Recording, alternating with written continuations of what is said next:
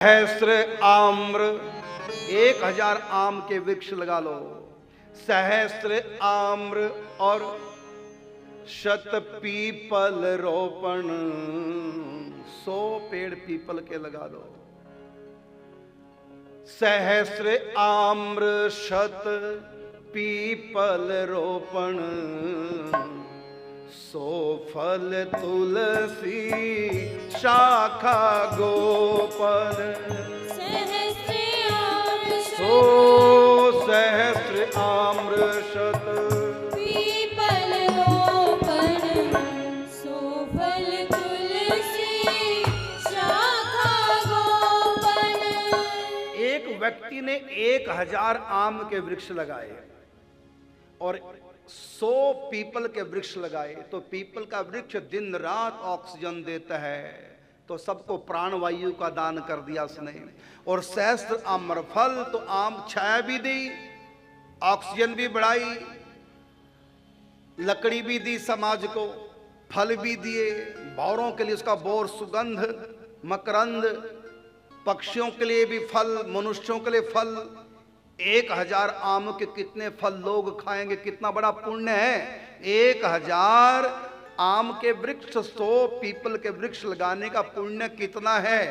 कहते हैं इतना, एक व्यक्ति ने इतना बड़ा काम किया और एक व्यक्ति ने तुलसी का एक पौधा लगाया, कहते हैं उसको जितना पुण्य लगा 1000 आम और 100 पीपल के वृक्ष लगाने से, उतना पुण्य तो जो तुलसी लगाई उसकी एक शाखा से मिल जाता है। तो तुलसी में कितनी शाखाएं, तो कितने हजार आम और कितने हजार पीपल लगाने की का उसको फल प्राप्त हो जाएगा जिसने तुलसी को लगाया।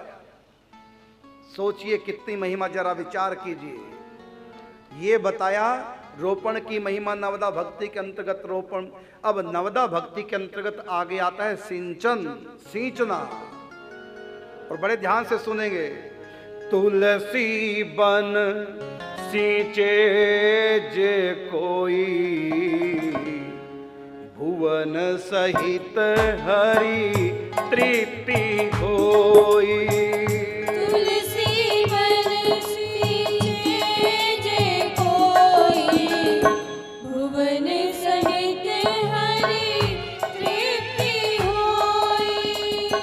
बात और मैं बताना चाहूंगा, वो ये कि तुलसी को लगा सकते हैं कभी भी,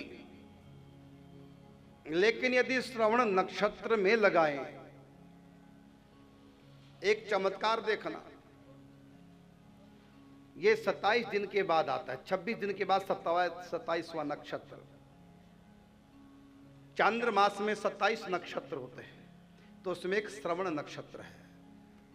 श्रवण नक्षत्र के दिन तुलसी का वन लगाओ और फिर भगवान के सामने जाकर के जो तुमने पाप किया उसकी क्षमा मांगो, तो ठाकुर जी क्षमा कर देंगे, प्रायश्चित करने की आवश्यकता नहीं। यमराज भी उस पाप का दंड नहीं दे पाएगा। यदि आपने श्रवण नक्षत्र में कम से कम 12 वृक्ष, ज्यादा कितनी भी हो जाए, तुलसी के लगाए पहले और फिर मंदिर में जाके भगवान से कहा प्रभु बहुत बड़ा पाप हो गया, मुझको क्षमा कर दो। बस इतना करने मात्र से यमराज के यहाँ जो लिखा हुआ है पाप आपका तुरंत कट जाएगा। नरक में यमदूत आपको उस पाप की यंत्रणा नहीं देंगे जिस पाप के लिए आपने क्षमा मांगी। तो मांगना कैसे है? श्रवण नक्षत्र में तुलसी का वन लगाओ और लगाने के बाद भगवान से क्षमा मांगो अपने उस अपराध की। इतने मात्र से आपका अपराध क्षम्य हो जाए। क्यों? भगवान प्रसन्न हो जाते हैं। आपने तुलसी का बगीचा लगाया है अभी, तो आपके ऊपर ठाकुर जी प्रसन्न हो गए और आपने कहा मुझको क्षमा कर दो प्रभु, बहुत बड़ा अपराध हो गया। भगवान कहते हैं कोई बात नहीं, तुमने मुझको खुश कर दिया, अब ये दंड मिलेगा ही। इसने कहा जे श्रवण नक्षत्र, जो जे नक्षत्र श्रवण बन रोपे, क्षमा करें अग हरि नहीं कोपे। यदि आपको कभी ऐसा लगता हो कि देखो भगवान हमारे ऊपर नाराज हैं, कभी ऐसा लगता हो, बार बार संकट कष्ट आ रहे हैं, तो श्रवण नक्षत्र के अंदर वो पूछ लेना किसी भी पंडित जी से कि श्रवण नक्षत्र कौन से दिन पड़ रहा है। प्रति मास पड़ता है एक दिन के लिए, कि श्रवण नक्षत्र जिस दिन है उस दिन आप तुलसी लगाएं। तुलसी के पौधे इतने नहीं तो बीज ही रोपण कर दो, बीज डाल दे, फिर भगवान से क्षमा मांगो। भगवान रिझ जाते हैं। इतनी महिमा तुलसी वन लगाने की और सींचने की। तुलसी वन सींचे जे कोई भुवन सहित हरि तृप्ति हुई। माने ठाकुर जी इतने प्रसन्न हो जाते हैं, जो तुलसी का वन अपने घर आंगन में लगाता है तो इतना प्रसन्न हो जाते हैं, सारी सृष्टि के जीवों को भोजन करा के तृप्त कर दो। उससे ठाकुर जी को जितनी खुशी होगी उतनी खुशी वन के लगाने से हो जाती है। तुलसी वन सींचे जे कोई भुवन सहित हरि तृप्ति होई।